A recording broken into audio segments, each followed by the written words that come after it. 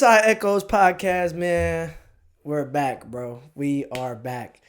Listen, y'all, my big bruh. I know y'all don't know who this is. Maybe y'all do. This is my big bruh, Christian Zitney, professional basketball player. How you say it? Say Philanthropist. It for me? Yeah. He said it for me. My words, y'all. I'm excited, bro. I'm so excited for him to be here, bro. Thank you for being here. You already know. Thank you so much, It's bro. love. Y'all, so look, we gonna talk about it soon, but bro, one day, 2019? Yeah, like, all right. yeah, like 2019, I was in Solon. I was playing basketball at the park. This dude was there. I was like, man, who is that hooping? I said, I need to get his contact information. You already know how I go, but bro, thank you so much for being here. Absolutely, brother. I'm very excited for this episode. Big, like, we got a lot of stuff to cover. But man, I'm glad y'all here. I'm glad you're here. And we're gonna get right to it. So let's do it, bro. From the start, bro. Man, grateful to be here. Grateful to share these jewels. You know what I'm saying? Yeah, bro. Met this crazy kid. We was at the park one day outside. I remember getting shots up. I'm just big on being outside in nature, and then I just remember connected with him and feeling his energy, and he was just hungry and he wanted to learn and get better and just constantly improve. And that's something I could resonate with because I saw myself. So we just connected, and that's where it started. For me, as a professional basketball player, it's beyond, just the ball in the basket. It's really for God to create change in the world. Yeah, bro. That's why I do what I do. My story is going to be amazing once people hear it. It's all for inspiration. It's all to really create change. So that's why we're here. This is the stepping stone. We're here, bro. For So I want to walk through. We're gonna get to, more of our journey together, because I'm saying there's a lot of situations, bro, where you was there.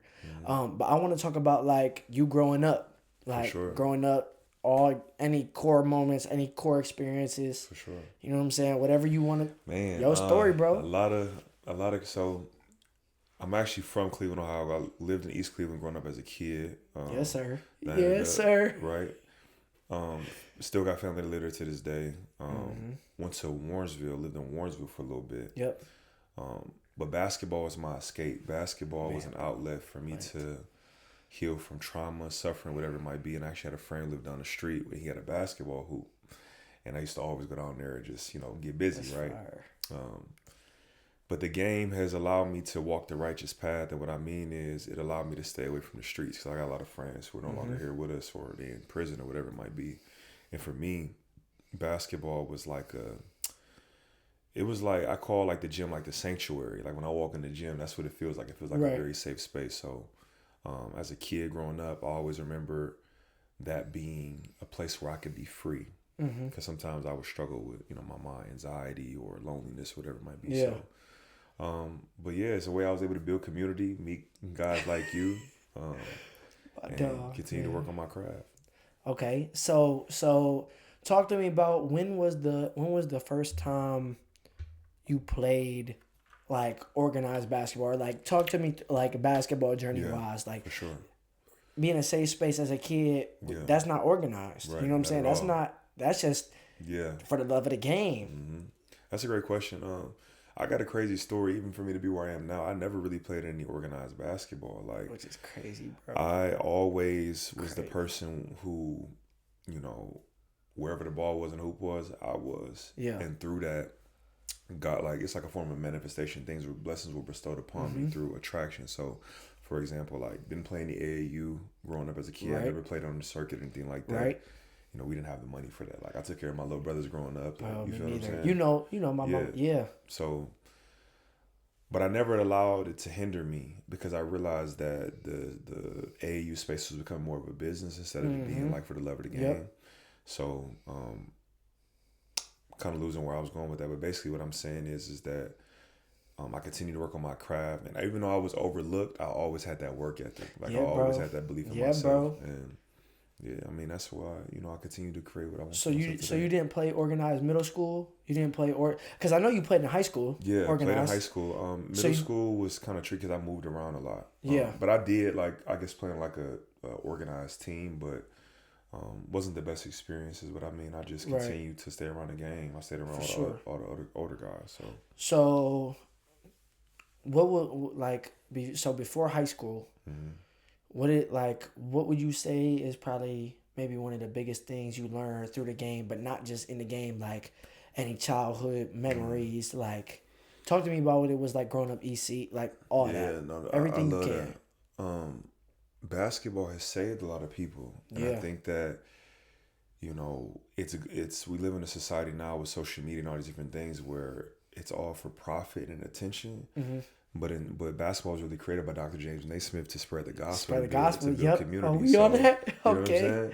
So Yeah. we just it's the only right. You feel what I'm saying? Only right to go there. Because when if I can, bro, like I was watching a video on it and he was talking about he created basketball. He said, I got to make a poor man's sport because if it's played with a racket or a stick, everybody won't be able to play it. And bro, like when you put it into perspective, y'all, it's like you go overseas, you go. What park? Most parks you go to, there's a basketball court, but there's not a hockey rink. There's not a tennis court. There's not a football field. But it's a connector. It's a universal connector. There'll be a playground and a basketball court, bro. Exactly. It doesn't matter what complexion you are. It doesn't matter, where you're from. Like basketball is a universal language. Like you can just be able to build rapport. You can have great great community. Like, and that's what as a child. That's what I wanted. I wanted, as kids, we crave nurture. I mean, we crave nurturing, like nurturing spirits, for example, say from our mother, or say if we need love from a friend or whatever it might be. But basketball is really a gift from God, and I don't say that with any.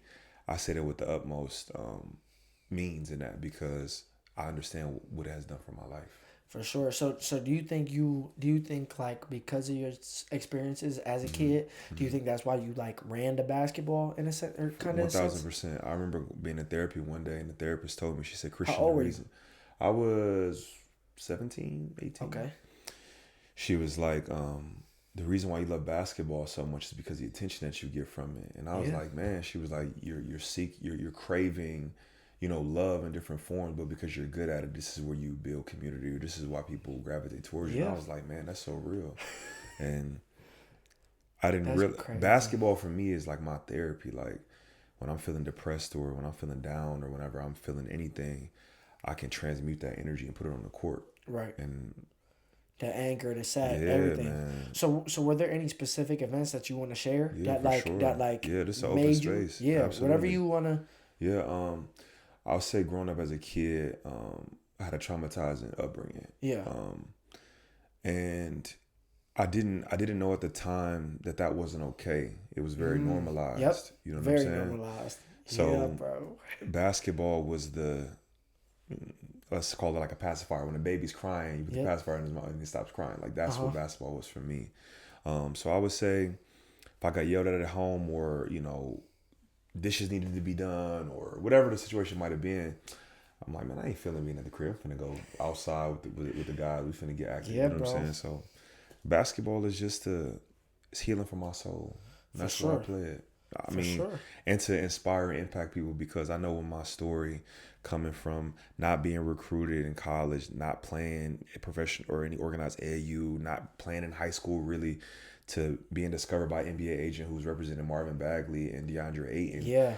For him to ask me, let's film a workout. That video goes viral on TikTok and that leads me to go to college. Like I have a very unique and crazy story, but it's all because I used the game that saved me as a kid to continue it to like manifest my reality. Yeah, you know what I'm saying? Yeah. So can we talk about, cause bro, the reason why I'm asking these questions and everything is cause like I know there's somebody out there that it's like me, and you know more of my story, but it's like every level I've been organized in a sense. You know what I'm saying? And you know how unique my story is, but yours is unique in a total different way. So what I'm saying is, bro, I know there's somebody out there right now that like needs to hear. So my thing is like, can you open up a little bit about the high school experience at Bedford, or like, can you? No, I'm gonna dive into that. So I moved around a lot. In high school, I started at Charles F. Brush High School in South Euclid. Yep. So when I was there, it was an okay situation, but I had got into there was a situation that had happened back home where it just wasn't safe. So I had to pack my bags and leave and go to Maryland. When I moved to Maryland, I went to a school called Charles Flowers High School. Charles Flowers. So what grade are you in now? You in 10th? That was actually in 9th. So I moved. So all in 9th. Yeah, bro. like a portion of my 9th grade year, I started in at Brush in Ohio, but then I moved to Maryland. Excuse me. Once I went there, it was just a bad experience. In Maryland? Yeah, bad experience with coaches. I've always had bad experiences with coaches for some reason, and a lot of that to break this down further is because a lot of people are in positions of power, so to say. They have power over young man's or people young abuse woman's the life. power. Yeah, or they don't necessarily know how to be emotionally available to a child's needs. So for me, I always had the skill, but I was so traumatized from my past and how I grew up that I would have anxiety on the court that would limit me from being able to play free. Who you gonna Like do I that? would, you know what I'm saying? Like but that's why like your story is your glory. Like that's why I share who I am, because it's like for me to have created and continue to create everything that I envision for myself, to not only like block out the external world to believe in the internal, but to also understand that everything that I feel is already real and it's God given. Yeah. You get what I'm saying? So Yeah, bro. high school was bad, but I didn't give up. I was sitting on the couch one day and I saw GCU on the screen. I'm like, oh, I want to go there, and I randomly moved to Arizona. So 9th grade year, you moved, you went to Brush. Yeah. Then you went to Maryland, and bad experience. So you moved back. No, I stayed in Maryland for the rest of my high school time. I thought you went to Bedford. Warrensville. I never went to Bedford High School or Bedford High School. No. Oh, okay. Yeah. I swear I seen a picture. That was Brush. Oh, okay. Yeah, Yep, I South see. Euclid, Yep, yeah. Brush. Yeah. But yeah, I stayed in Maryland for the rest of the remainder of my high school years. Wasn't recruited, sat the bench, but I always had I was still up at 5 a.m. and going to the gym by 6.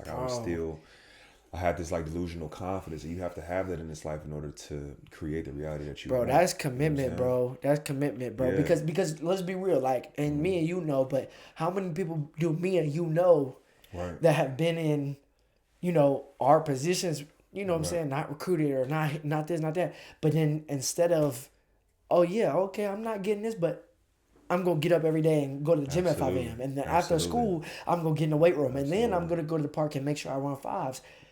How many people do we know that are in that position and they don't go and do that because of, I'm not. Yeah, it comes down to faith. You have to believe so deeply in yourself that nothing in the world could ever knock you off your path. Like, I have so many people telling me, Christian, you ain't gonna make it. Christian, you can't do this, you can't do that. And it's like, me too. That's what you think.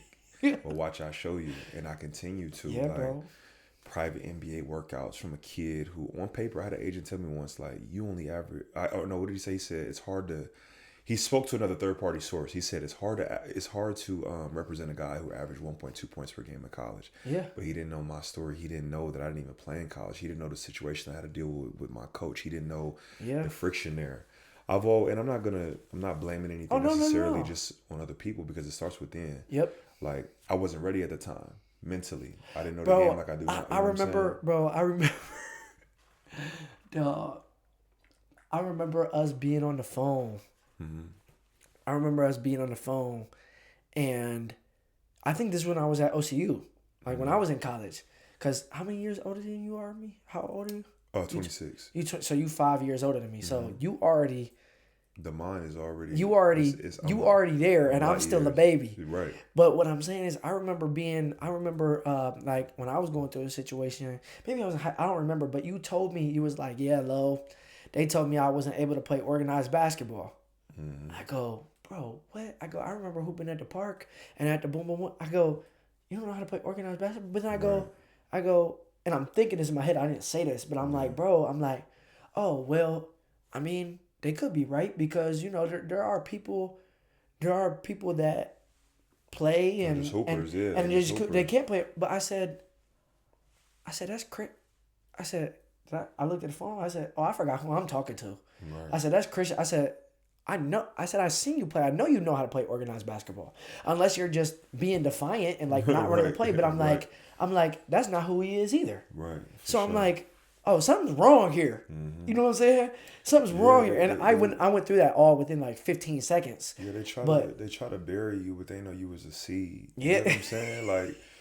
When you are a light in this world, when your calling is higher, the path is gonna be more difficult. Yep. But without a great test, there's no testimony. You get what I'm saying? Yep. So for me, it's like, tell me everything I can't do, and I'm gonna put my heart and my soul into figuring it out. Yep, exactly. So and that's how I live too. Know what I'm saying? And you didn't even know me when I was going through. Yeah. And I took a lot from that for the viewers even listening and watching when this comes out. Like when people tell you can't do something or that you're not good at this or whatever it might be, like work on it and take it as a challenge, take it personal because the greatest revenge is success. Yeah. And when you understand your power, you understand what you can accomplish. No weapon formed against you shall ever prosper. So just keep pushing it, keep going. So I want to go back to something. And then I want to kind of flip. I want to get in more detail about some of the about the backstory. But earlier you said everything starts with belief. Mm-hmm. You know what I'm saying? In yourself when you were in high school, not getting recruited, but you were still getting up every day, going to the gym. So it's like, I don't want to say it's easy for us now that we know, but what I'm saying is like, if there's somebody watching this right now and they don't believe in themselves, how do you start? How do you start zero? Yeah. What helped me, I can only really speak for myself. What helped me is understanding the power of being a spiritual being. So we're conditioned to be consumed through this world, whether that's social media and all these different outside factors. But when you get alone with yourself, you get into a quiet place and you really talk to God and you pray and you deeply meditate and you put your phone down and you write and you journal and you visualize. When you do that every single day, you'll see a change. And then we start educating yourself by reading books to the greatest researchers and experts out there on mindfulness or meditation or the subconscious mind or different athletes, whatever it might be. There's so many different lanes that you can take. You have to do what works for you, but it all takes training. It all takes practice because the mind is a muscle. So the more you train the mind, the better. Yeah. So start from scratch. Yeah. Start from scratch, y'all. The answers only, on the path, the answers reveal themselves as you walk the path. It's not gonna it's not gonna be a one-stop shop. You go and just get it on the first run. That's what we was just talking about before we started the video. I was telling you, like, people always say, "Oh, well, if it's meant for me, it'll just be smooth. It'll just come to me." And in a sense, yes, but like, no, because how can you love something if you don't have to suffer for it? And that goes. I think about Christ. I immediately think about Jesus. Like, how can you love Christ, like, if you don't suffer for him at all? Exactly. And that could very general. But I just wanted you to give them that game because you're going to drop so many gems in this while we talking. So usually, and I'm going to have you give a message to everybody when we done, but I know you just got so many, so I'm like, I got to get them all. But when that video went viral, I knew you before that. So I want to really talk about that day, because right now in this, when I edit this, I'm going to put the video of us hooping together because I still got it. I still got it, bro. Wow. Yeah, I still got it, bro. What? Oh, I got to show you. Okay. I'm going to put it in there. And I want to talk about, like, that day, because after that, I remember going and working out with you at the weight room. The weight room. Yeah, I know you're talking about that. So from my perspective, and you might pick up something along the way, but bro, I spent the night at my auntie's. She lived out in Chagrin Falls or something. And we were like out to the grocery store, and I had just got a camera, just got like a tripod and everything. And I was like I want to go hoop. So, and mind you, this is before Logan or LP or whatever name they got for me became me. And you can, and I know you can be like, Logie was already you, but I was like, this was before any notoriety or anything. And I went to the park to play, and we were hooping, and I don't remember if you were out there like dunking before I even got there, but I was like, oh my gosh, I said I need to be on his team. And we were hooping a little bit, and I think we played a game a half and then a game of full. But we didn't lose. We didn't lose. But And this is freshman low, so like I can only Yeah. shoot. Didn't really know how to play 5-on-5, But you was but curious. Yeah, but I like was that, making. wasn't I you? would like make them. I remember this vividly, bro. Like I would make a move or make a pass. You'd be like, "Oh, good pass, low." Like Yeah, for sure. I'm like, bro, what? And Born then into your spirit. and Yeah. then So I see you. I see you for you. You know what I'm saying? and then I got your number after, and mind you, you're 5 years older than me, so I'm like, oh he ain't gonna give me his number. He ain't gonna. I'm like, Right. shoot, I'm asking anyway. Forget it. So right, as you bro, should. as I got it, bro, we started texting, and I was probably asking you the dumbest questions in the world, but I was trying to get all the information I could. I didn't tell you all this before because from in my journey, bro, it's been like, if me not knowing you now I know you. I've been knowing you for 7 years, but it's like, I don't know you, but you have something that I want. Right.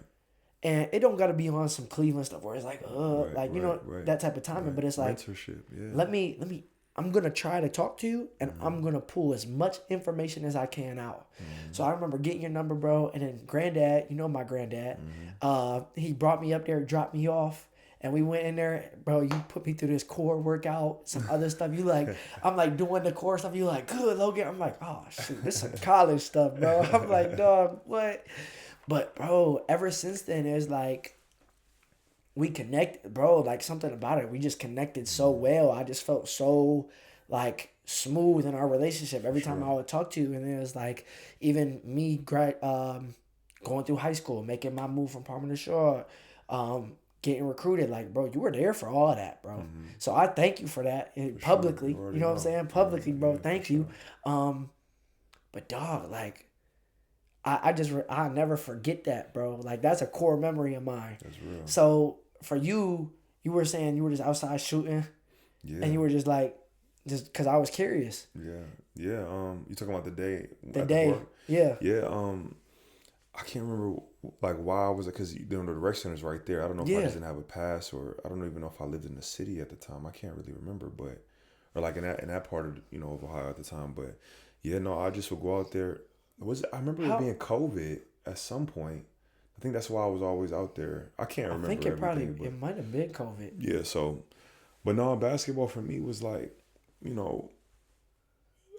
growing up, like I craved having a space where I can vent and be open. But when you grow up in, a household that has generational trauma and stuff like that, it's hard to be able to express things. So the court was just my escape. I could just be free of self. You know what I'm saying? So yeah, just being outside, and especially out of nature, man. That's I'm a spiritual being. Like I really value being out of nature. Like, and you was like that every then? day, yeah. All without ever since I was a kid. Okay. I've always seen the broader, bigger picture of life. You know what I'm saying? Yeah, like bro. the stars and the oceans and the trees, Yeah, bro. and the birds and the bees. Like, I'm one of them kind of people because it's like when you understand how everything coexists in this universe and how it all comes together perfectly in the sync. Like that's how you know God is real. But that's a conversation for the time. But No, for that's sure. just basketball was just it's my best friend.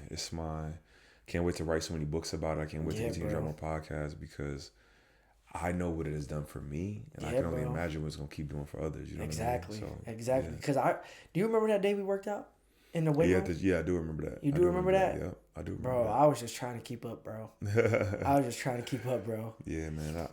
I love the curiosity, and I would say this for anybody. Like, whenever you're on a path, whenever you're wanting to learn something or know something, or don't be afraid to ask questions. Like even like he was saying, like he didn't think I was gonna give him my number, but he still asked. Like the worst thing anybody could say is no. Like, bro. Stay a student of the game, stay a student of life, because the more you learn, the more you earn. Not even just monetarily. That can be in wisdom and knowledge. That could be in any area of life. Like continue to just learn because when you learn, you can't lose. So I'm big on that. I'm big on learning. So after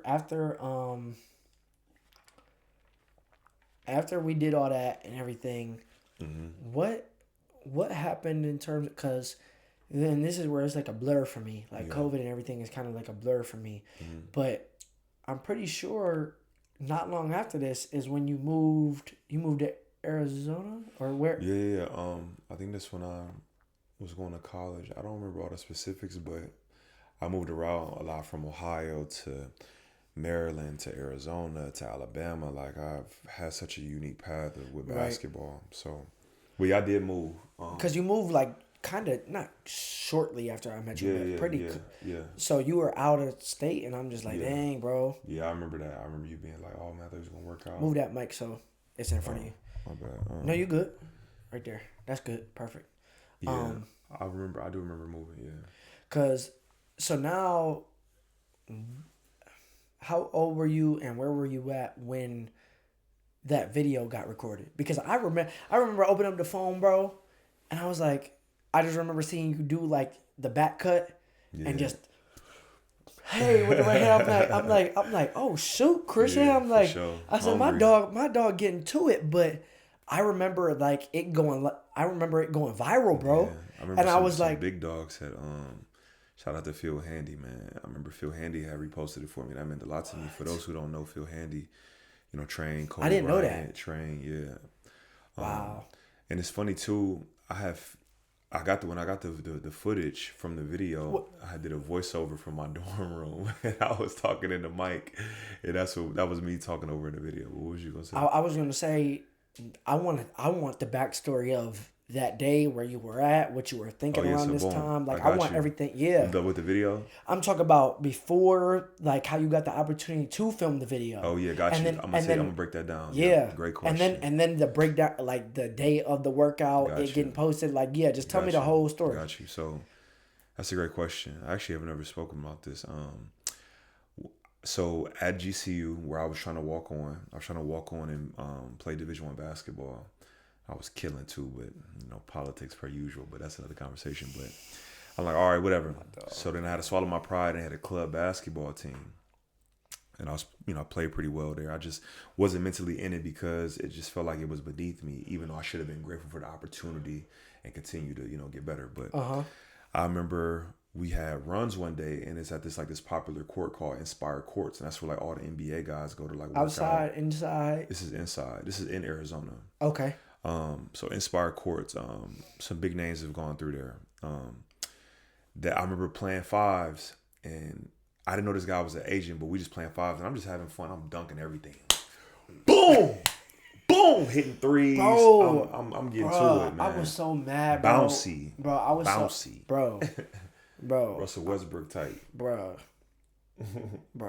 Real talk though. No, bro. This made me so irritated, bro. Because when I met him, bro, I'm trying to hoop, and this dude just dunking everything, bro. I'm like, dang, bro. I'm like, I'm supposed to be up here, bro.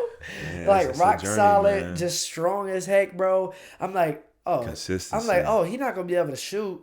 I'm like, hell no, he not gonna be able to shoot. He hit a couple threes, I guess. I'm gonna give it to him. No, Spooky. That's butter too, but I'm reps, like, man. I'm like, dog. I'm like, bro, like literally on some Russell Westbrook stuff. I'm like, how is he moving? Like literally with the same air. Yeah. I'm like, so you dunk, bro. He dunked everything, bro. Anyways, go ahead. My fault, bro. I just had to say that. You good? No, I appreciate that. I'm a workaholic. I'm obsessed with the work. Like I've been blessed with genetics for sure.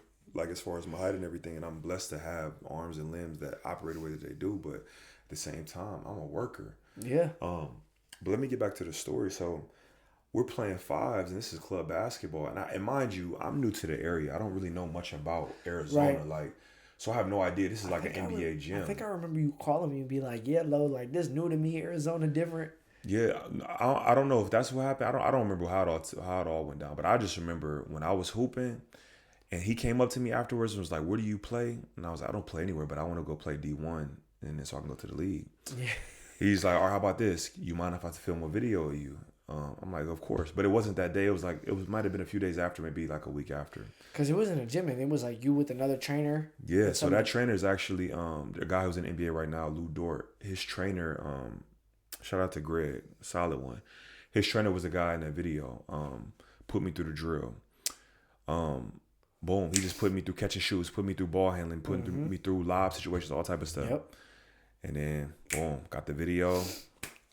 It might be at like, I don't even know how many views now, but yeah, that's just how it all transpired, bro. So that day, I remember you asking about this. That day, it was all intentional.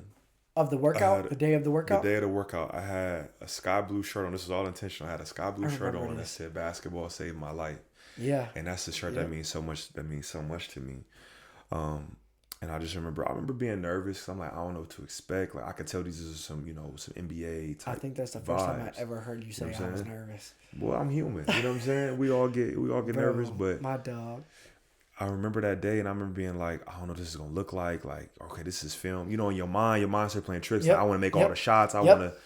But then I remember like getting in my zone though. I remember like when we started doing the shooting drill, I might have hit like 15 or 16, maybe 15 to 20. I can't remember the range, but I started hitting all them threes. Because this is all for all my basketball players. When you stop thinking and you just allow your body to be and perform, that's when you become lights out. So yeah, I just remember going, cash. So did you do anything? Cash. Did you do anything to Not get yourself in that? not necessarily. Not that day. I've learned. I got some tricks that I do now. With I already know. Meditation and visualization and stuff like that to get into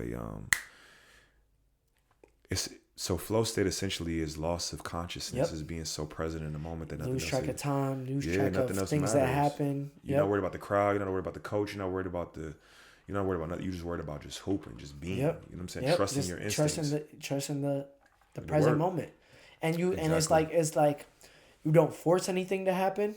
No, for sure. But you don't like avoid anything from happening either. Mm-hmm. It's just like all just naturally. Yes. That's why if you talk to a lot of athletes that like have been in flow state, like after the game, they'll have a really good game and you'll be like, oh yeah, like I come up to you, Christian, like how was your game? Like you remember? You'd be like, I don't remember, because I was so locked into that moment, and the moment's gone. It's like that.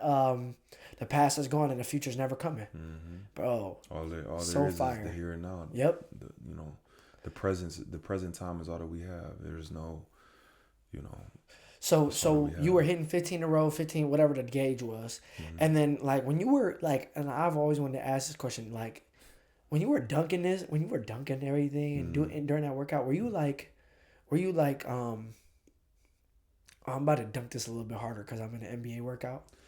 I would just say I was hungry.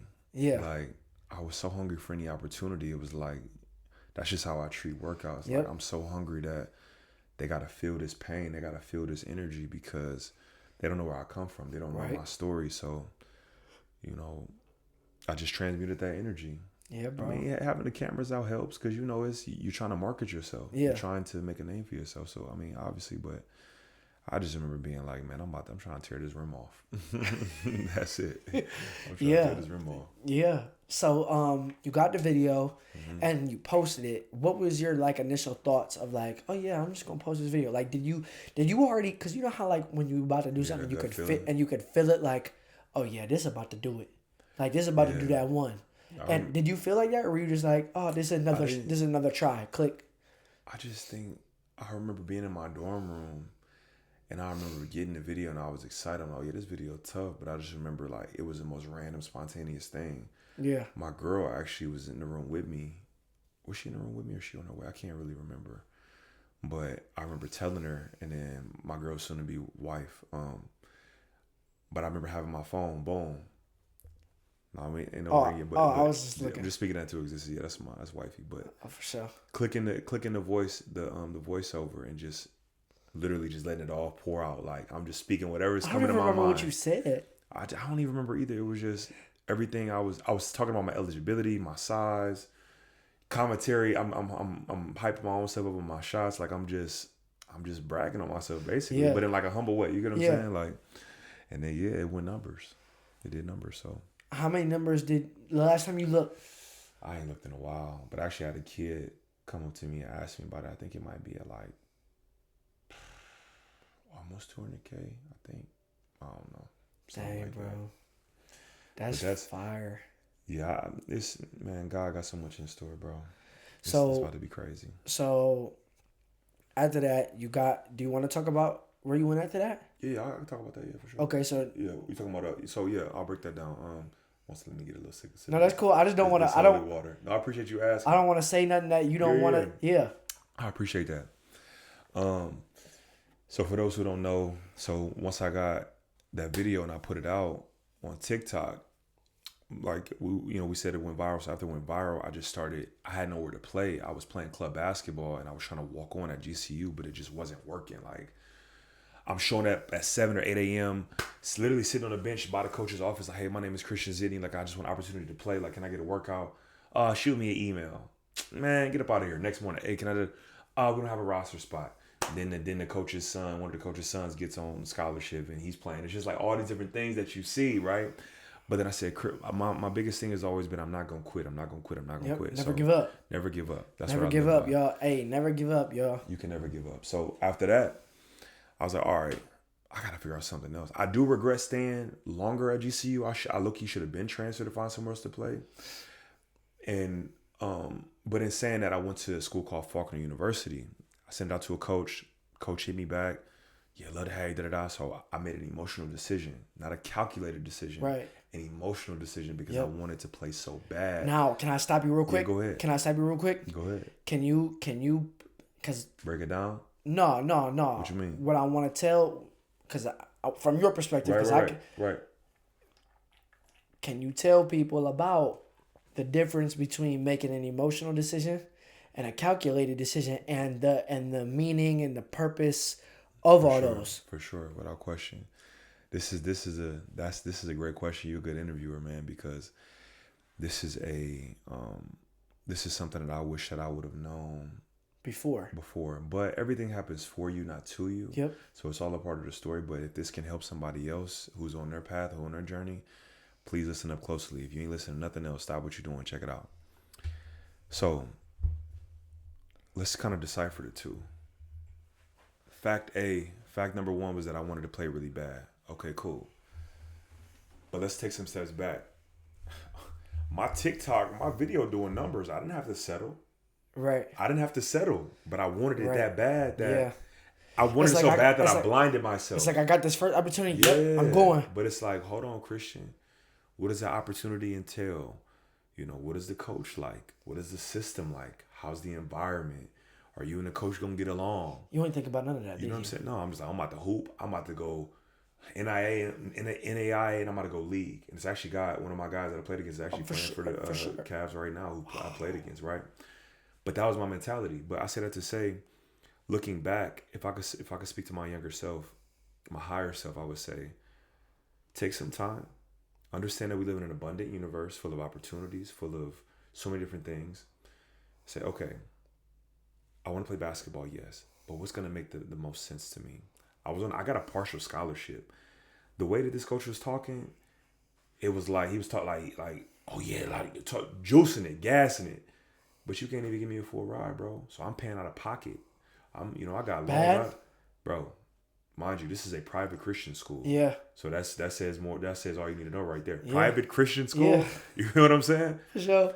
And I remember feeling so miserable. I remember feeling so low and depressed because I was isolated. I had no family out there. I'm in the middle of nowhere. I remember this now. You know what I'm saying? I remember being on the phone, bro. And you was like, low. Bro, listen, all my viewers out there, because you're going to go through a time in your life where you feel down, but don't ever let it defeat you, because you're going to go through a lot of lows in this life, no pun intended. You can go through a lot of lows in this life before you get to the highs. You get what I'm saying? I remember this school was in the middle of nowhere. It was a predominantly, white school, which is fine. I love all my people, but I just felt like I wasn't really, like I was accepted, but I didn't really feel understood on a deeper level because they just viewed me as an athlete. Right. And mind you, we're in Alabama. Okay? You feel what I'm saying? So we don't need to talk about it, but that's neither here nor there. All I'm really trying to say is that before you make decisions, make sure that they're calculated. Make sure that it makes sense and that it's in alignment to your path, and that it makes sense for you instead of just jumping to an opportunity. So basically, when you're saying, even if you get an opportunity that looks really, really good on paper, like, oh yeah, stop and take a minute. Yes. Stop and take a minute. Breathe. A second. Breathe. Think about everything, pros, cons. Write it down if you need to. Man. Pray about it. Yes. Yep. And get a support system. Get people in your corner who can, because I wasn't hearing nothing, bro. Like, oh, I know. I'm about to go play ball. I ain't trying to hear none of that. This is my first, like, that's such a bad way to look at it.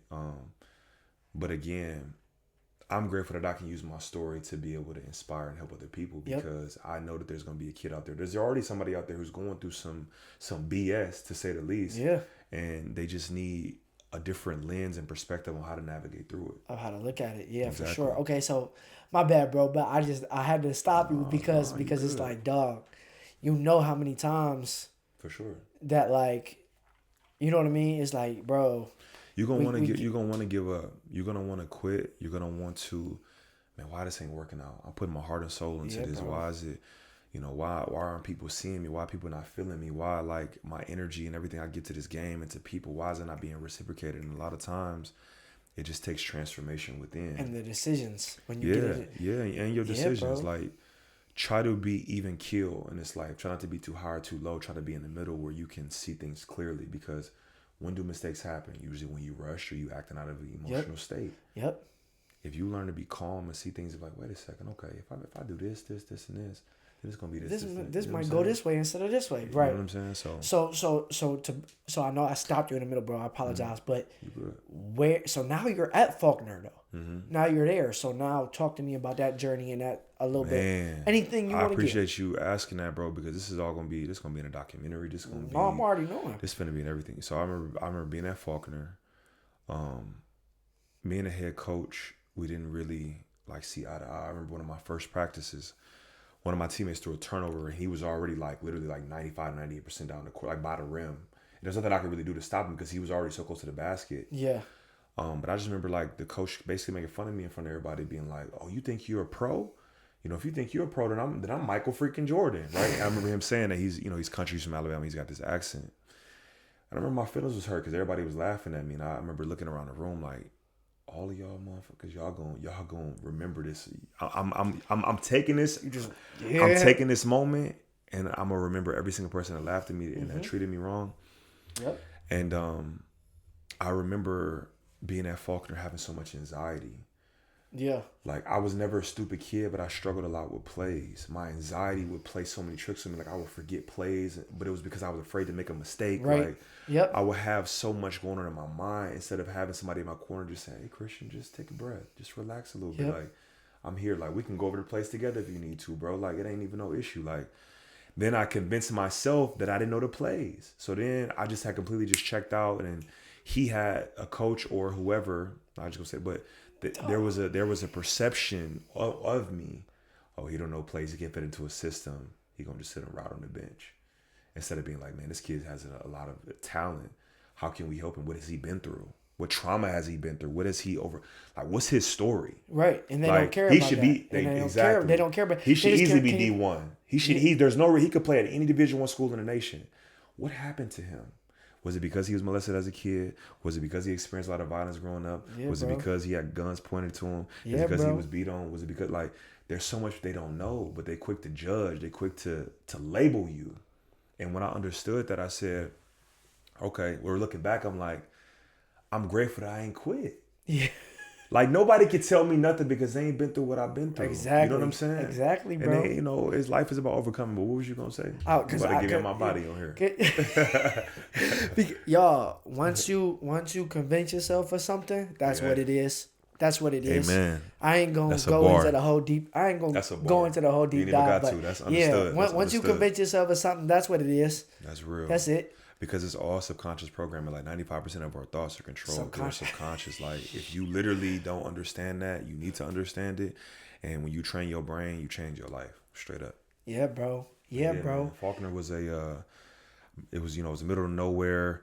You know, it was an older crowd, and I'm in the South, and I ain't got no friends. I ain't have a car. I had some of my teammates, but some of them weren't making the best decisions or going down, that righteous path. And I kind of just was like, I ain't really, my focus was God and basketball. And,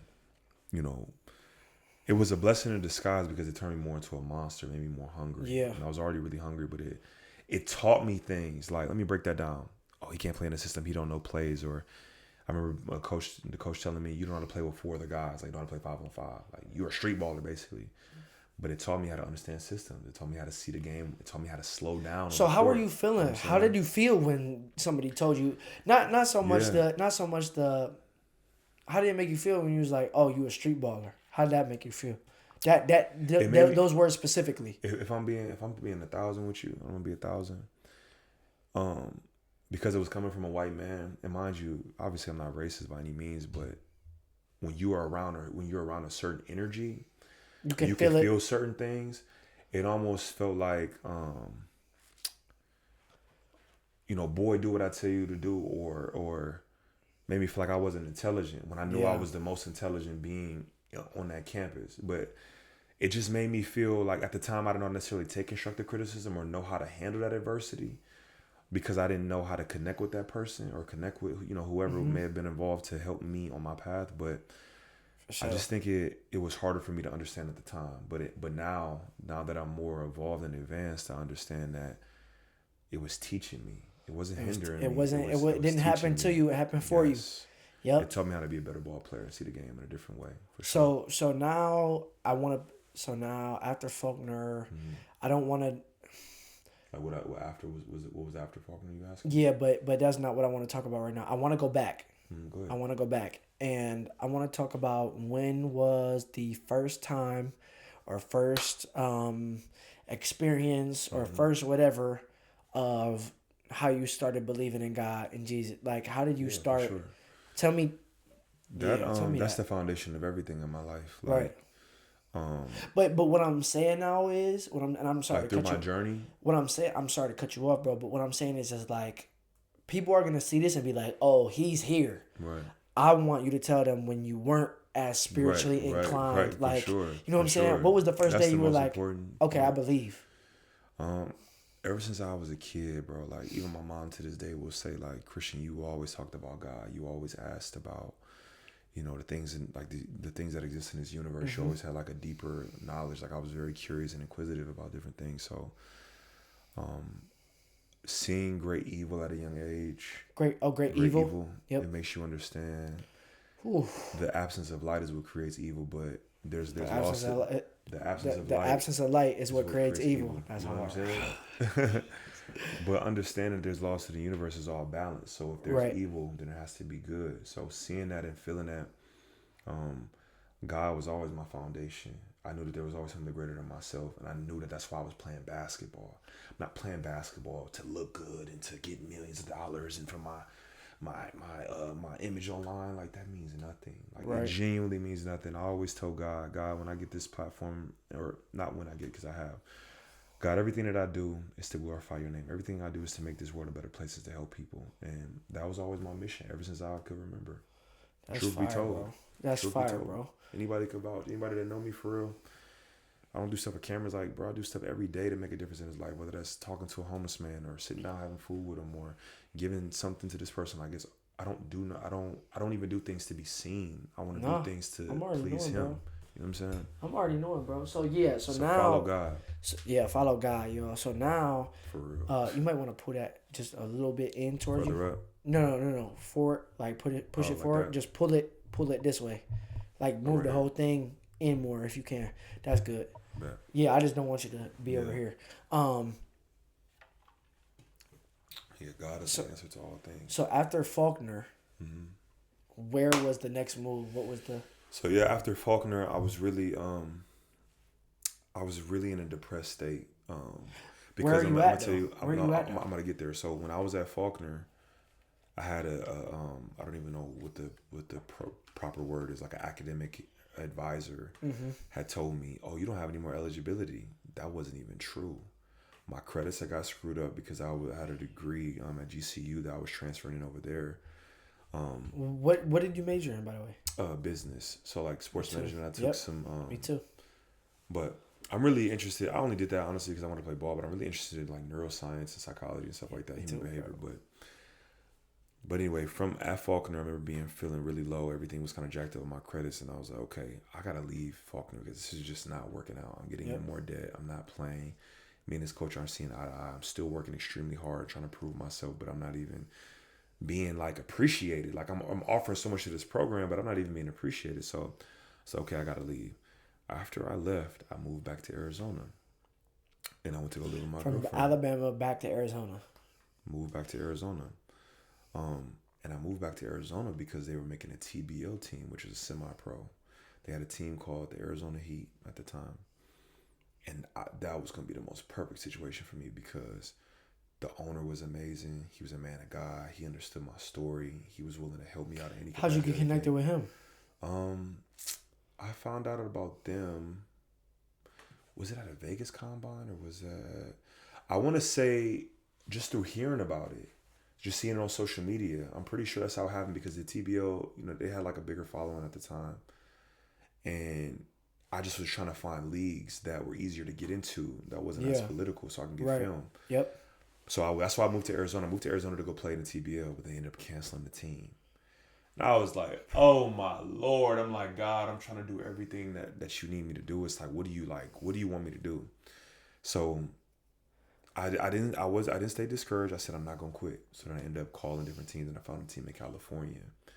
And with actually a coach who played in the NBA, and he coached on staff at USC. And he was like, man, we'd love to have you, whoop-de-whoop. And that's what USC or UNC? USC. And that's what led me to go play in California. Okay. In the TBL. In the TBL, right? And I could even keep expanding from there. That was a bad experience. Extremely unprofessional. Really? Extremely unprofessional. And there's certain things I won't even Never share. was it? Yeah, no. I won't share on camera, but I'll say this. The devil really was trying me out there. The devil was really trying to, in every way possible, through people, through situations. And I'm so proud of myself of how I always took the righteous path. And so were you person? Were you already ready for that? Were you like are you where I'm coming from? Were you already ready like I know you wasn't like thinking about going into it like thinking about like, oh, this is about to be a battle. But when you got it and you realized like, oh shoot, I'm in a like this is it. Were you ready for it, or were you like, oh my God, okay, wait, I'm in a battle. Yeah. Let me step back. Let me get all my and then let me go attack. Like what? How did? Does that even make sense? Does that metaphor make sense? Yeah, it makes sense for me. Like I feel like I'm always built for anything. I'm always able to overcome and get through any obstacle, adversity. I wasn't expecting it, right? But I was like, and I'll even share like I'll share some details of that. Like my living conditions was real bad. Like I'm not eating every day.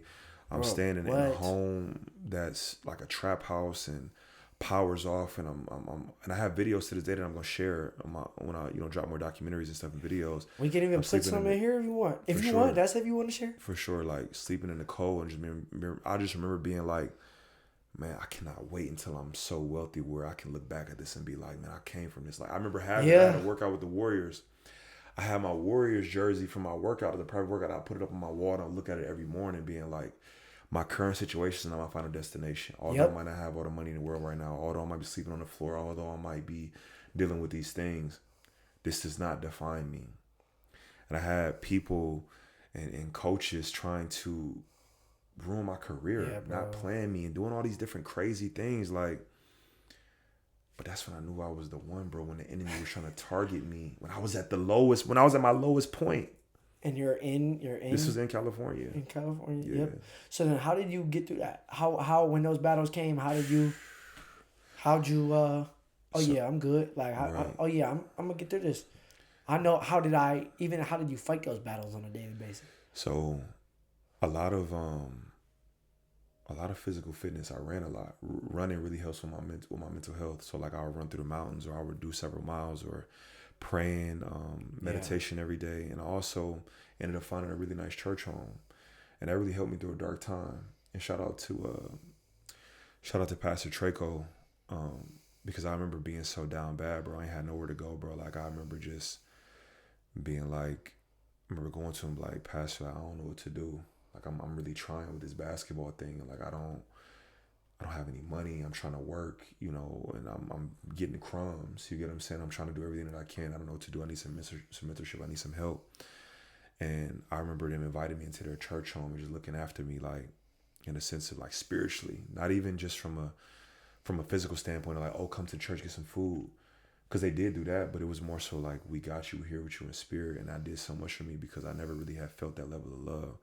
So when I really got connected with God even more, because I was already really connected with him, but like when you're at your lowest low, you realize that there's nothing else in this world that could ever help you or save you from yourself and the pain that this world has to offer but God. So I remember God was really there with me through it all when I wanted to give up. And then when you didn't feel him there. Bro, I just remember like being like, God, why is my path like this? Why am I going this hard? And for what? You're showing me, you're showing me all these different signs though, because it's like I got kids coming up to me. Oh, do you play in the NBA? I believe in synchronicities. I believe in signs from the universe, and I believe that's how God works. Like through people, He uses vessels. Like people asking me, those different things. Or I remember, connected with a GM to get a private workout with an NBA team. And it's like, but mind you, I'm sleeping in a trap house. It's people in and out of this place. Like, it's people like, but then you're allowing me to go, to this private workout or do this. And then it's like, but then I'm having issues with this team. And when you believe so deeply in your soul and the creator and in a calling over your life, you have to listen to that over anything that you go through externally, because your spirit always guides you. And I remember Steve Jobs talking about that. Like, don't fall into dogma. Don't fall into people's opinions of what they believe your life should be. You have to listen to your soul. And I was big on that. And then even with parents, people will plant seeds of doubt into your brain. Maybe you should, get a job, and maybe you should. Why? I'm gonna die. I'm gonna die one day. Why not go after what I know to be true in my heart? You get what I'm saying?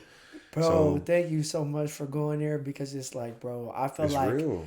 I feel real. Like, but big bro, it's like real. As soon as one thing or you don't get one break, you know what I'm saying? Everybody, especially parents, bro. Yeah, they don't get it. And they're trying to care. They're trying to come from the right lens. Sometimes they're trying to or they're trying to like protect you, but they don't really know that the best way to protect you is feeding into your spirit, feeding into your mind, feeding belief in you. I remember Kanye. People think Kanye West the truth. It's his mama. I remember she said this in on the video. She said, she's talking to Kanye. She was like, a giant looks in the mirror and sees nothing. And I was so powerful. I'm like, man, like, bro, parents don't understand. My gosh, bro. Parents don't understand. Like, but it's bigger than that. For any of the viewers out there, don't allow the external world, people, places, or things to limit your imagination. Yeah. Your imagination. So Wallow, he talks about this. Wallow 267, one of my favorite guys. He did 20 years in the penitentiary, came out, became a multimillionaire. So you ain't got no excuse. But anyway, he said he wasn't in jail. He was in Yale. He wasn't in prison. He was in Princeton. And he said prison protected his imagination, because when you get out into the free world, you got bills, you got debt, you got all these different things. And I'm just saying that to say, like, don't allow anything or anybody to block what you know is real here. Everything originates from a thought. This very cup somebody thought of. This very shirt somebody thought to create. These microphones that we're speaking through, somebody thought of. The human language that I'm using right now, somebody thought to create, and I'm able to use that. And it's like a signal of energy coming through my mouth through this microphone for the viewers to hear me. Like, thoughts are so powerful, bro. We have to protect our thoughts and our mind and our imagination, because if not, we're gonna become mediocre. Bro, I have to straight up. I have to say this. Mm-hmm. When I tore my ACL, somebody commented under the post, it was like, small shit to a giant or something like that. Small, this is nothing to a giant. And the other day, y'all, I gotta have another knee surgery, but we're gonna get to that in another episode. But when I texted you that the other day, it was like, or that's what they said. They were like, it ain't nothing to a giant. And you texted me that same thing, and I was like, bruh. But when I look, but sometimes when I get up and look in the mirror, it's like, yeah, I get you. I ain't no giant, bro. Yeah, it's it's the lens in which you see when it. somebody told me that, bro, and then you told me that, like, there'd be days where it'd be like, I'd be going through something else, or I'd be thinking about something else, and I'd be like, this is small to a giant, bro. Facts. Because you got your knees, you got your legs. Yeah, bro. It's all about perspective. Some people don't. I was going, bro, that's one thing. And me and you have kind of talked about this, how much this has changed my perspective on life. And you remember when I came over and you were telling me about the meditation and the mindfulness and the and the vision and all that. But bro, this really changed, like, it really changed my perspective on a lot of stuff. And it's like, now when I'm going through other stuff, like how you said, once you believe something, that's it. So it's like now, placebo effect. Now when I'm going through something else, bro, I'd be like, oh, this ain't nothing to a giant. Exactly. Because it's like, if Christian believe I'm a giant, Christian, out of all people,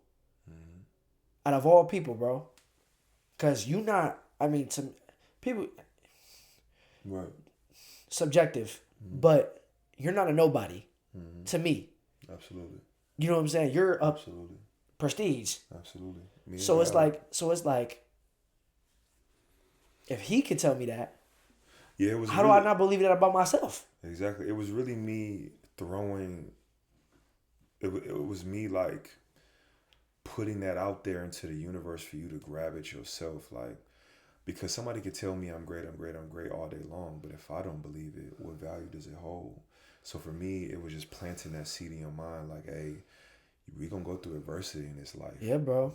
There ain't no escaping that. But for me, I'm like, all right, what's next? What else? I eat adversity for lunch. I'm sorry, breakfast, lunch, dinner, yes, dessert, more dessert, snack. Like, it's a part of life. So it's really just 3 about how we a.m. see it. Yeah, like, bro, I remember doctors telling me, man, injuries and all, man, it's a part of it. But it's like, think about like a Paul George, right? Snapped his leg, he's still playing. Think about Gordon Hayward, snapped his leg, he's playing. It's like, we think sometimes. I heard this quote. It said, all defeat is psychological unless you're dead. And that was so powerful. And I'm like, man, you have to train your mind, because if you can't train your mind, then you're screwed. But if you do learn how to train your mind, ain't nothing that could stop you. And I'm not even just saying it just to say that, y'all. I'm really telling y'all the truth of the truth.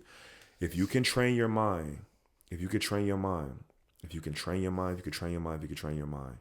will change your reality straight like that.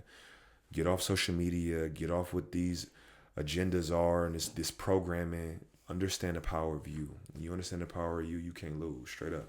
Yeah, bro. That's just where I'm at with it. Like, can't nobody tell me nothing. Christian, you can't do that. Okay, watch me. I'm going to show you. I'm going to show you how great I am, and I stand on it. Yeah, bro. I don't say I'm the greatest because of what I've accomplished, because of what I overcome. Any man, I done had dudes 1 billion steps ahead of me. Yeah. And I done lapped them because of my work ethic, because of my belief. You get what I'm saying? And that's not bragging. That's the truth of the truth. The last mile is always the least crowded. You get what I'm saying? What? It's always the least crowded. Everybody do this. It look good on social media, on Instagram. All right. I'm really living that, though. I'm really putting in action every single day. And when a man is his habits, when you are so disciplined and structured and organized with your thoughts and your daily actions, the byproduct of that will be creating the reality that you want. It'll just happen. So how do you break a bad habit? Man, you break a bad habit through first being self-aware. Because if you're not self-aware to what you're doing, then you're just on autopilot. It's like hypnosis. Yeah. Hypnotic rhythm. Yeah. I read that in this book called Outward and the Devil. But you break a bad habit by first knowing, okay, I shouldn't be doing this. Why am I doing this? Ooh, bro. Because we all have an inner voice that tells tough, us what we should and shouldn't be doing. But most people, they feed their demons. Why feed your demons? Is it? You know what I'm saying? I'm not gonna say the right thing, but it's like you got 2 wolves, right, or whatever it is, right. Whatever when you feed, right. It's the one that grows. Straight up, bro. So, dog. Yeah, because I remember you've been on me about this for years, bro. And when you was first telling me about it, not that I was too young to understand, but like you gotta dive deep into that lane to understand it deeper. But you know how yeah, I do know what you're saying. But you know how like somebody could tell you something, and you could be like, oh, they really giving me some game. Yeah, for sure. But not that I'm not old enough to understand it, but it's like I haven't experienced enough to understand it, bro. With this knee, bro, and then when I sat down and had that conversation with you at the spot, bro, I was like, oh, this is what he been trying to get me to understand for all these years. And then I've been reading the mindful athlete by I actually had a call with him not too long ago. What? Crazy, right? Bruh. What, bro? Yeah. That's crazy work. That's intention, bro. Like when you are intentional, when you really want something bad enough, and this is outside of just basketball, this is about impact for me. Because every knee shall bow, every tongue shall confess. When my time on this planet is over with. To Jesus, bro. Exactly. When my time is over with on this planet, there's going to be only a few questions. Who did you lead to God?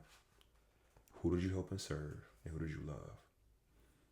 Not how much money you made. Not how fly was your car.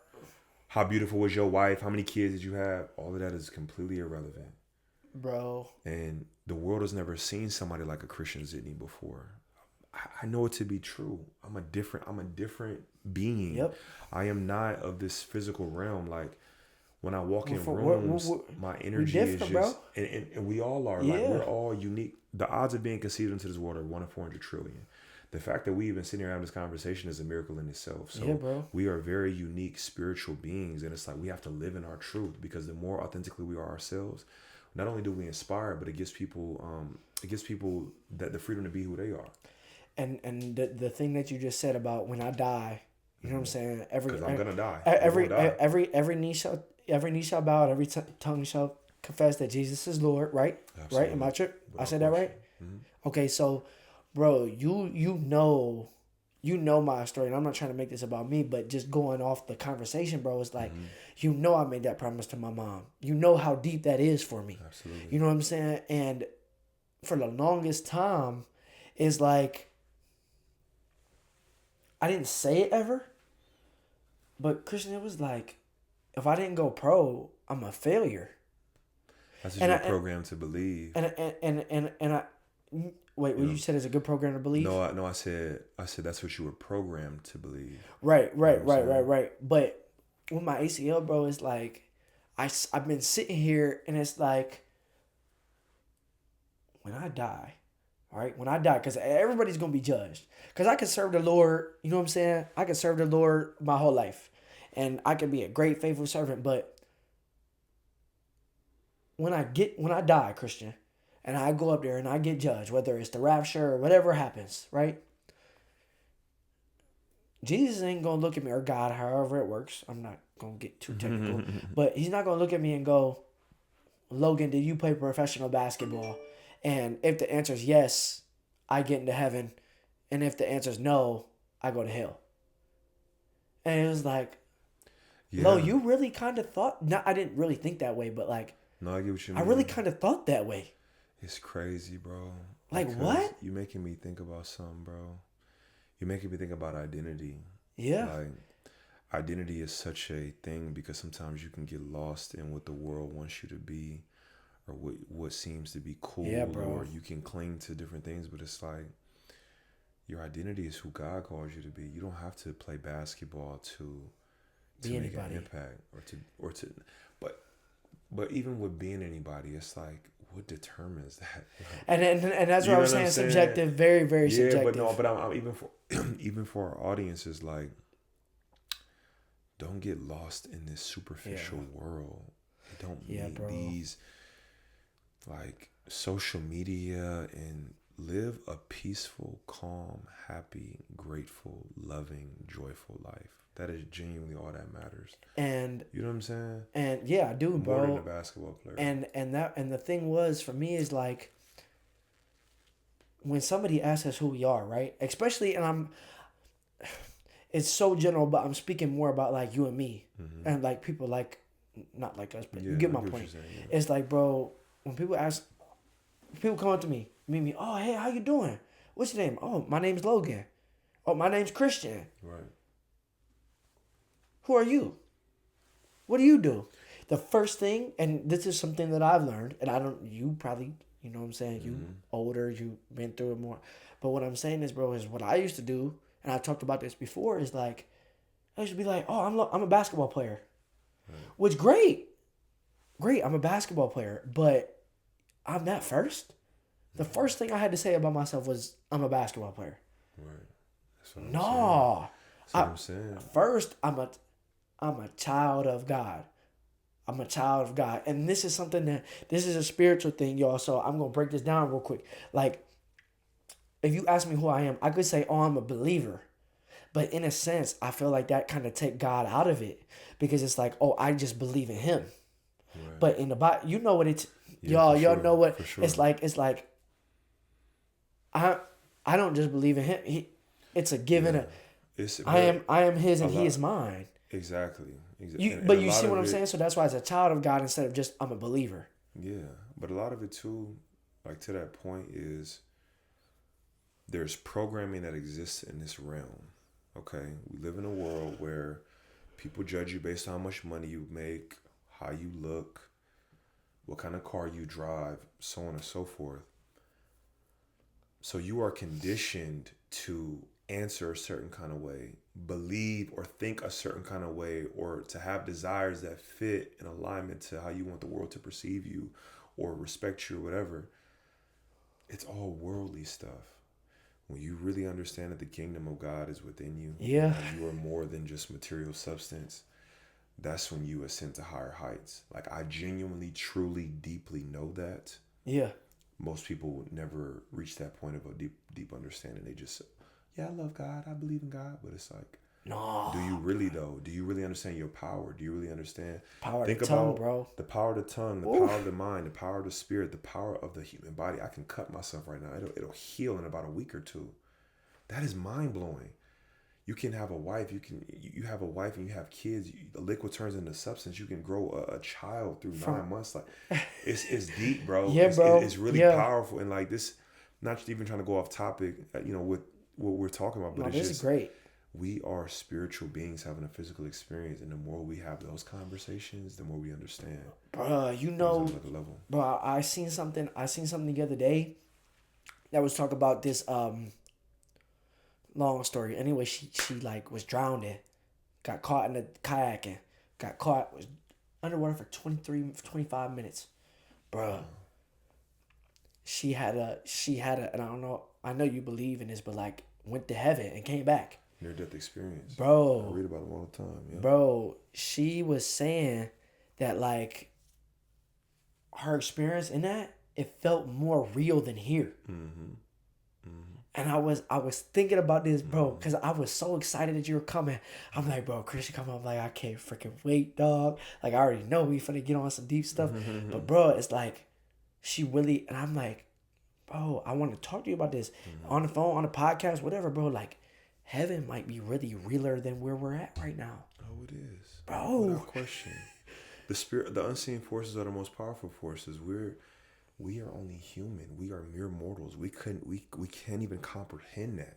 We cannot comprehend the supernatural. I read about these things all the time. Near-death experiences and people who pass away and experience like, the next realm. Yeah.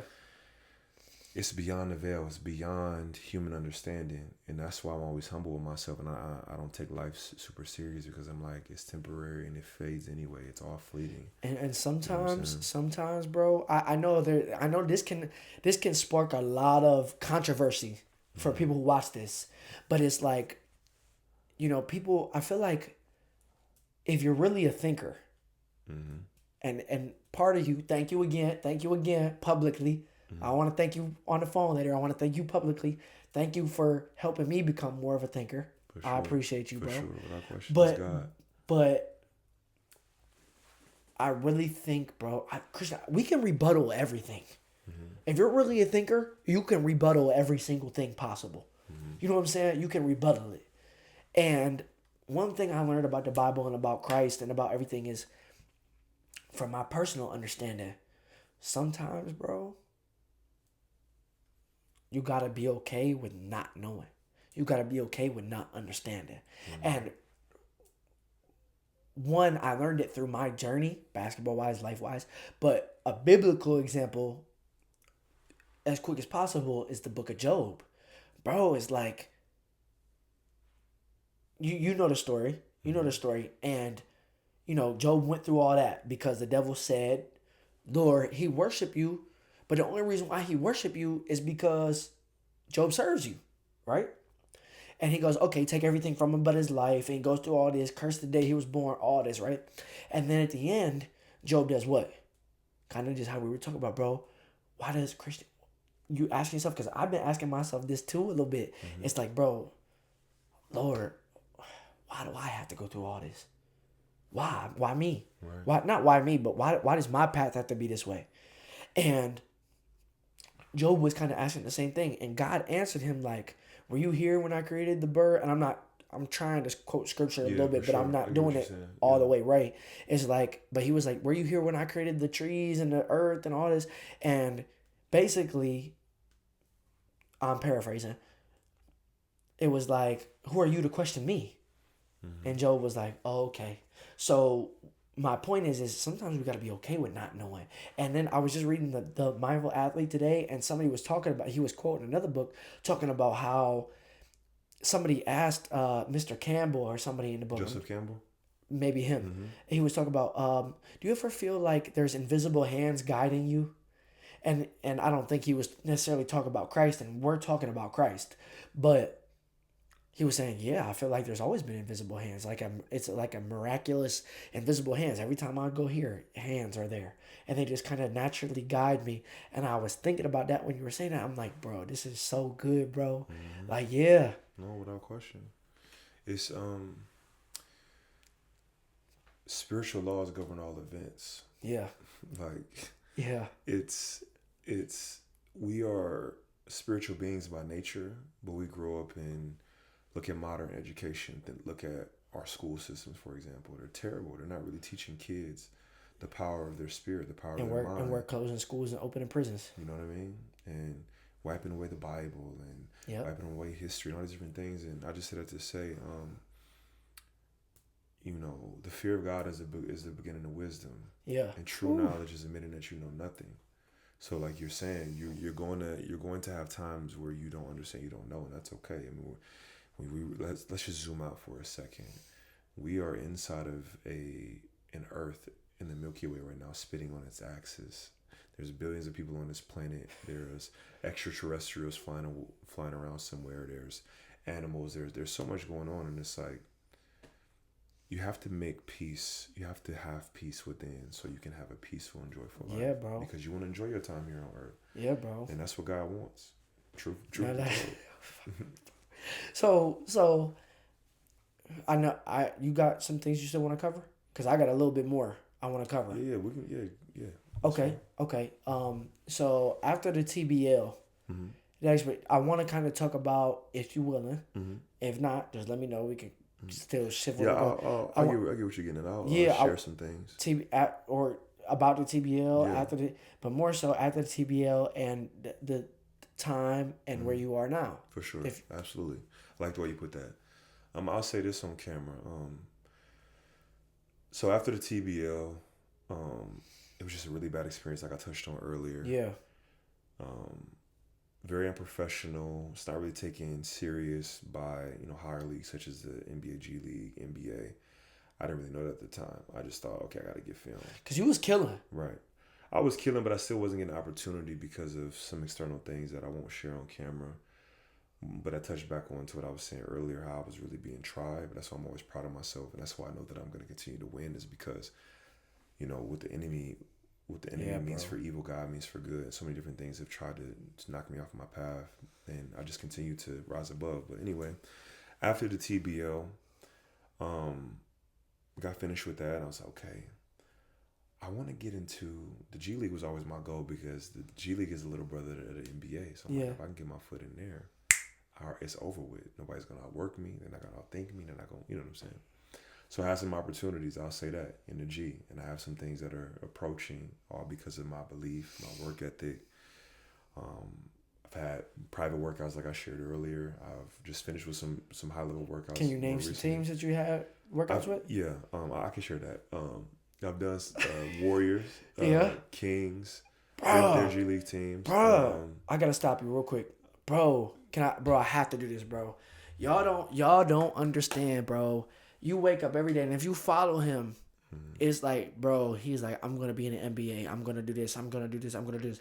And then one day you open up Instagram and you see him take the picture with the shoes on the Warriors floor. I'm like, bro. Yeah, different. I'm like, bro, and me knowing you long before, but my bad, bro. I had to give you that, bro. I have to. That's real, because you sparked the thought in my head, is because it starts here before it materializes here, and that's what people don't understand. Bro. It's way deeper than the physical. It's like it started with a vision of closing my eyes and visualizing myself on the court. It started with seeing Steph Curry in that same facility, getting up thousands of shots. Be like, man, that's going to be me. I'm going to be in there one day. See it, touch it, obtain it. Like, it's very metaphysical. People think that, for those who don't understand deeper knowledge, they kind of, they don't believe it, but it's actually real. I'm living proof. Yeah, bro, I know. And getting caught. So I'm going to share some about my G League experiences, like having. But Warriors, Suns. Yeah, Suns went crazy with them. I've had a lot of G League stuff, but the private workouts were Kings and Warriors. Those are the private ones that people don't get access to, but I got those through perseverance. I wouldn't even say connections. I ain't never really had connections. I get it out the mud. I make something shake. You know what I'm saying? I got to work out with the Kings because I was DMing the general manager of their team. And I drove 4 hours from where I was in Bakersfield, California at the time. That's where I was playing in TBL. I drove 4 hours out there to do the workout. It was at 7 or 8 a.m. And I drove back and then drove out again because they invited me back. And I was about to go to training camp. Got hit with some politics. We don't even got to go too deep into that, but I was killing. The Warriors was a one-day thing. Same thing was killing, and I remember walking in that gym looking up like, wow, like this is where I used to see Curry hold the trophy and Clay and all of them. I'm just like, this is gonna be me one day. Everybody think I'm crazy. I speak things into fruition, bro. Like the Bible says, there's power in life and death in the tongue. Or no, I'm sorry, I'm messing it up. There's why am I forgetting? There's power. There's power in the tongue. Power in the you know tongue. What I'm saying? Power of life and death in the tongue. Yeah, there you go. Yep. So for sure, I got you, bro. So. Bro, you got me turned up, bro. You want to go play one-on-one? Like, I know I can't. Right, I can't yet, but bro, like I was like, just get me fired up, bro. I want to play so bad. Like I want to go play. I want to go up to the church across the street, go play one-on-one right now on one leg. Time, bro. Boy, what? I want to go hoop right now. But anyways, keep going. My fault. No, it's cool. That's my journey has been. I worked out with the Wizards. Got a call back from them. Played really well. There were more politics because of my story, like not playing in high school and being recruited in college. Like I have a really crazy story, and that's what's hindered me. But the breakthrough is here. The breakthrough is here. I'm gonna say that. So you want to talk about what you just finished up doing, or I don't want to go into detail, but I'll say this: I had some opportunity. God has a sense of humor. God allowed me back home in high level space, in high level professional basketball space, where being able to be around the Cavs and their G League team and practicing and having private workouts with NBA guys with the Cavs and being discovered in ways that it's nobody but God. That's all I can say. You know what I've discovered in ways that it's only God. Having high level guys who played in the league. Man, I like your game. Whoop-de-whoop, man. Do you da-da-da-da, get me in contact with this person, or the guy who's playing, on a max contract with them. Coach telling me, Christian, I want you to play point guard today. Coach, I got you. It's just God has worked in so many mysterious ways. And when people really hear my full story, it's legendary, man. What was you gonna say? I was gonna say you sparked something in me because how you said like stuff happens and it's nothing but God, bro. I've been praying. I said, Lord, I don't think I told you. I told you my school closed. I think so, yeah. My college closed, bro. That's crazy. So I'm gonna take a year off to get right. I was just about to say that's good. Solitude. That's see. Little do you know, but that's the most important thing you can do is get connected with self. And that's a whole nother conversation. And I talked about this in episode 3 that I posted. But it's like, bro, what's about to happen next? Chapter 42, bro. Job 42, bro. Job chapter 42. But what I'm saying is, that's real. Is like, for me, 5'9" white kid, if you see yourself as that, you feel what I'm saying? I'm talking about Jose Alvarado. No, man. I'm not thinking of myself like that. I'm not thinking of myself like that. I'm talking about. No, my bad. I'm missing. By you label, you know what I'm saying? I'm messing it up. There you go. I'm not talking about what I believe of myself. I'm talking about what everybody else is gonna see. Right. 5'9" white kid, come from this school, tore his ACL, didn't play in 2 years, and now he's at this school, playing at this school, not just off the bench. Right. No, playing. The ball's in his hands. What? Because I'm 5'9", bro. Or I'm 5 whatever, but I feel like I'm 7 feet tall. There you go. You see what I'm saying, bro? I feel like I'm 7 feet tall, bro. Bro. But that's what I'm saying is like I've been praying, like, Lord, let this happen, please. Like, Lord, I still want to go play for the Bulls, bro. Like, I want to go play for the Bulls, but it's like okay, yeah, Lord, I know you could just, but it's like, Lord, make this happen and make it the only way Right.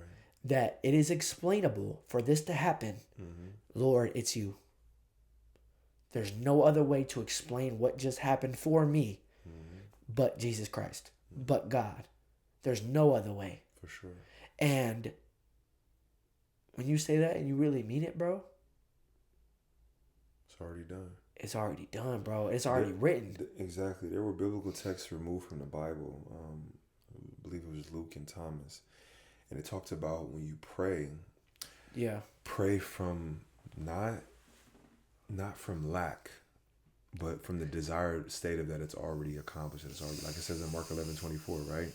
Whatever you ask for in prayer, you believe you will receive. So You cooking, bro. you know what I'm saying? We You know what cooking I'm saying? today, bro. So it's like when you pray, don't limit God. God is within you first and foremost, so you have power within you. So injuries or any type of setback, okay, cool. That's just a speed bump in the road. That ain't about to stop the car from moving. Okay, we're just gonna go a little slower. So right now you about to go slower, have some time off, recover, do your PT. Like it's all about how your mind sees things. That's literally what it is. It's your lens of the world and how you see things. So we talk about obstacles, right? I just look at it as a way to continue to overcome and get better. It's like, oh, this is another challenge. I'm about to get better from this. You know what I'm saying? So that's the main formula, ladies and gentlemen, is when you overcome yourself, you overcome the world, first and foremost. Bro, Second, bro, adversity is guaranteed. So keep pushing through it. Straight like that. Yeah, bro. Straight like that. Bro, we I think we got through almost everything, bro. Yeah. What you think? No, I definitely agree. I'm grateful to share these things with the world because bro. For one, most people don't understand how important it is. They don't understand the power in it. I love how intentional you were with your questions because you understand how we can help other people. Yeah, bro. And also us having the courage to, we're probably used to this by now. So it may not, it doesn't affect us. We're comfortable behind the camera. But most people live in fear and they won't even have the, confidence to share their story or to, you know what I'm saying? You know what people say? Mm-hmm. People, me and you see this all the time probably. Y'all, when y'all put up Instagram, it's like, oh, everybody got a sad story, but nobody cares. Work harder. Right. Bro, I think, no, it's toxic, but bro, I think that is a post made out of, yeah, I get what you're getting at. Your uncle, bro. Yeah. First, let me debunk this real quick. Number one is not everybody has a sad story. Yeah, that's real. That's number one. Number two is people do care. Yeah. And the thing is when you have the courage to, even though we're sitting behind the camera right now and we're recording this and it's gonna be posted, bro, a lot of people don't have the courage or the ambition to go out and say it. But it's like people do care, and no, you won't know if people care or know anything until you share it. And the thing is we say nobody cares, work harder because we're uncomfortable being uncomfortable. Yeah, you gotta live in your truth. And we have to get comfortable being uncomfortable. Mm-hmm. Bro, I don't know, bro, but you just sparked that, bro. No, that's real. You have to. Even with myself, like I gotta challenge myself more to tell my story. Like sometimes, when you compare yourself, because we're human, it can feel a little uncomfortable. Like you said, like we talk about being comfortable. Like it feels uncomfortable to be like, oh, well, I've been through this, and this, because in your mind you could think, oh, this agent or this team don't care about I went through this. They just want to know, okay, where you at now with it, but it's like, no, that's gonna be my greatest blessing is everything that I've been through, because it's gonna be able to help so many other people overcome what they've been going through. Your story is your glory. Exactly. So, and it's gonna be extremely marketable. It's gonna be something that really lights up the world, because they're gonna make movies about this, about my story. I already know. Me too. Me too. You know what I'm saying? So yeah, bro. It's already done, like we say. It's already done. Bro, okay, so I want you to do this, and then I gotta thank you. Mm-hmm. But I want you to do this first. So if anybody is watching, young, old, basketball player, not basketball player, what is a 30 to 60 second message you have for anybody that they really need to hear? If it's one thing you want them to get from your story, from this episode, what is it? Give it. Let me think on that for a second. And make sure you like get right into the mic, bro, sure. because people, bro, because people need to know this. Y'all been, hey, I don't know you thinking still. I'm buy you like 15 more seconds. I'm ready, but go ahead. Oh, you ready? My bad. No, My bad, bro. good. I don't want no smoke with you. But That's love. But anyways, y'all listen, cause I'm about to move this mic for a second, cause he's about to give y'all some gems, bro. Go ahead. I'm gonna say this to anybody listening. I'm gonna say a few things. The first thing is that the answers that you seek are already within. You don't have to go outside to try to find something. Everything that you need is already within you to accomplish whatever you want, to be whatever you want. And that's pretty, straight to the point, cut. The second thing would be to rely on a higher power, because I think a lot of times we're too reliant on the external world or people or relationships, whatever it might be, but God is the source of all things. And when you rely on God, you have everything that you need. So, yeah, those are the main things. Believe in yourself, protect your belief, protect your mind, spread love everywhere that you go, and be purpose driven, because you matter. You matter in this life, and everything that you can provide in this world is needed. Living your truth. That's it. For sure. Y'all, he just gave y'all some gems, so I hope y'all paid attention to that. But before we get out of here, bro, I got like 2 minutes. Let's go for like, I don't know how long, but bro, one, I have to thank you for being here again. Absolutely. I just want to let you know, bro, I appreciate you. Thank you for letting me get your number that day at the park. Thank you for not just letting me get your number and being like, oh, and throwing me to the side, bro. You worked out with me been with me for mostly not my whole basketball journey, but almost my whole, from 9th through almost through college, bro. Like, you've been there for me, bro. I call, you pick up, I text you. I know you be busy, and sometimes we don't always get to connect right when but we always find a way. I join the TikTok live and we connect, bro, or just however, bro. But even when I was going through stuff in my career in college, like, I called you, Lo, don't let it stop. And I was like, man, he being so general. I don't know if you remember this, but you were like just telling me like, Lo, don't let it stop you. Don't. And I'm just like, bro, he being so general. This is not, I need him to really understand. And I was like, oh wait, no, he really, really means that. So, bro, thank you for just always giving me the game, bro. Thank you for letting me come over to the house and giving me the game, bro, and teaching me different stuff, because, bro, to be honest with, and they don't know, but Christian, ain't many people I call my big bro. You know what I'm saying? Because I only got, like, not a lot of people my big brother or my OG. You know what I'm saying? So, bro, you're one of them. So I just want to thank you for all the wisdom, bro, all the game, all the advice, all the times you were there for me, and just I'm thankful for this connection, bro. I'm so thankful that the Lord allowed us to connect through the beautiful game of basketball, bro. But bro, I just appreciate you so much, bro. On in the game, outside the game, just on so many levels, bro. And I just need you to really know that, bro, from the bottom of my heart, bro. Thank you, bro. I love you, bro, so much. Thank you for everything, bro. Absolutely. Y'all, I hope y'all enjoyed this episode. Thank y'all for watching. Thank y'all for tuning in, bro. He just really gave y'all a lot of gems. We really cooked, bro. Like, we really cooked, bro. No, for sure. But thank you, bro. You already know, bro. Thank you, bro. I appreciate you, bro. Of course. Y'all, we about to get out of here. Thank y'all for watching. Like, subscribe, bro. Hopefully, we get some more stuff going in the future, some more collaborations, bro. I'm so excited, bro. Thank y'all. I love you guys. Christian, I love you, bro. Thank you so much. Y'all, until the next Echo, bro. Thank y'all. Yes.